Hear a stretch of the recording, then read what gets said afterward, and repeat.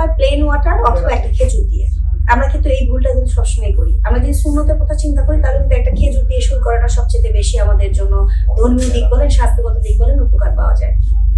খেজুর না খেয়ে যদি আপনি শুধু প্লেন ওয়াটার খান সেটিও কিন্তু ভালো কাজ করবে। তবে ইফতারের শুরুটা অবশ্যই শরবত দিয়ে বা জুস দিয়ে না তৈরি করাই ভালো। যে আপনি শুধু প্লেন ওয়াটার খান, এক গ্লাস পানি খেয়ে খেজুর খান অথবা খেজুর খেয়ে পানিটা খান, আপনি দেখবেন সাথে সাথে অনেক এনার্জি আপনার শরীরে ব্যাক করবে। আর তারপরে যখন আপনি একটা মেইন মিল খাবেন, সেটা মুড়ি ছোলা হতে পারে অথবা দই চিড়া হতে পারে, আপনি স্যুপও খেতে পারেন। সেই ধরনের খাবার খেয়ে যদি আবার মাঝে একটু সময় নিয়ে এরপরে যদি আপনি ফ্রুটস বা ফ্রুট জুস খান, এটি কিন্তু শরীরের জন্য অনেক ভালো। সেই ফ্রুট জুসের সাবস্টিটিউট হিসেবে আপনি যদি লেবুর শরবত খেতে চান, দেন ইটস ওকে।